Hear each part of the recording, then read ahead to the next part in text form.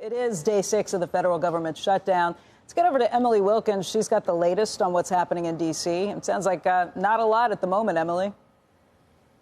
Not a lot, Becky. I mean, look, that standoff is still on. At this point, really not clear exactly how or when this government shutdown is going to end.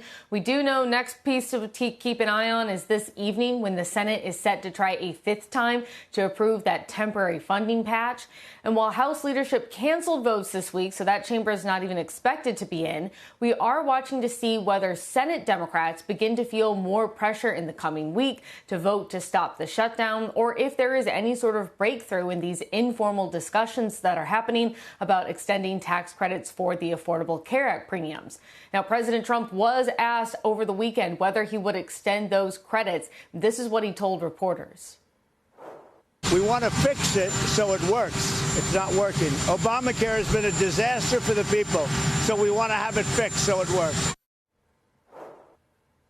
So not a yes, not a no, but saying that he does want to fix it, which is something that Republicans have talked about when it comes to these tax credits and something some Democrats have told me they are also open to making adjustments there. Senate Majority Leader John Thune, he's waiting to see right this week if more than 3 Democrats join Republicans in voting to fund the government. He told Fox News over the weekend that he's had conversations with Democrats, some who realize the current situation is what he called a losing strategy for them, and it really ends in a dead end. Now, if there isn't a resolution this week, then we're already missing a lot of data, as you guys covered earlier, and we're further on track to miss CPI, PPI data next week. Plus, military members could wind up missing their first paycheck on October 15th. And guys, that's expected to be a big pressure point for a lot of lawmakers. So just keeping an eye this week to see where things are falling and if we're going to see any movement from those moderate Democrats in the Senate. Yeah, Emily, we talked about this earlier with Jake Sherman, and I guess the question becomes where the pressure points finally hit. Is it on Friday when government workers miss their paychecks that are anticipated? Is it on Wednesday when the women, infants, and children funding runs out for feeding them? What do you think? Becky, I mean, those are all pressure points that we're watching, and I think it's just a big question right now. I mean, one thing I think everyone's actually watching are some of these polls that are coming out, trying to sort of show, all right, how do people feel about this shutdown? Are they blaming Democrats? Are they blaming Republicans? Right now, what I've seen seems to be a bit of a mix of both as far as who gets the blame.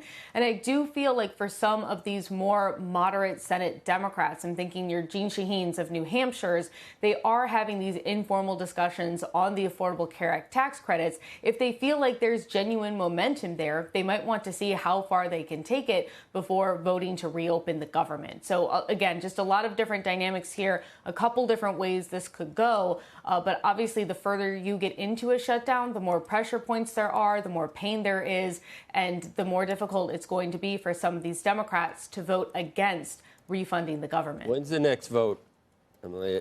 Because they're going to lose 5 eventually. Probably be nearer rather than further away. That's going to happen early this week. I'll bet you. It'll be this evening. This evening, Joe, is when they've teed up that next vote. And this is a strategy. Just have them vote. Yeah, have them vote today. Have them vote tomorrow.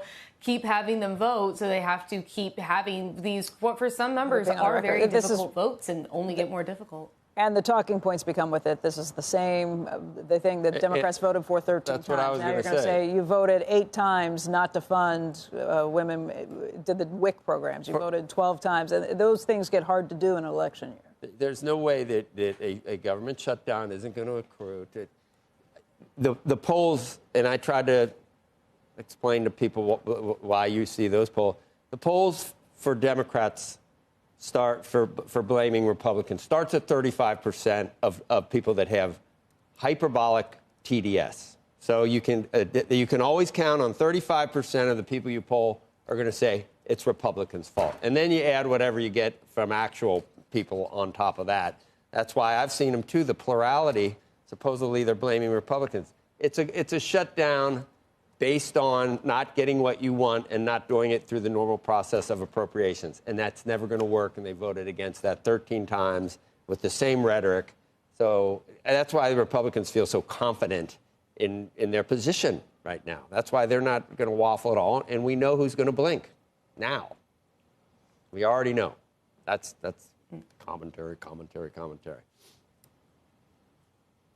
No, I mean, Joe, they're all valid points. I mean, if you look at previous shutdowns, if you look at what the shutdown was fought over, be it the border wall in 2018, 2019, never worked, or even Obamacare going back to 2013, ultimately the government was reopened and not necessarily with what was wanted. And let's just be honest here, too. You can have these discussions about the Affordable Care Act, but actually putting together a deal, it's going to take more than just a couple weeks.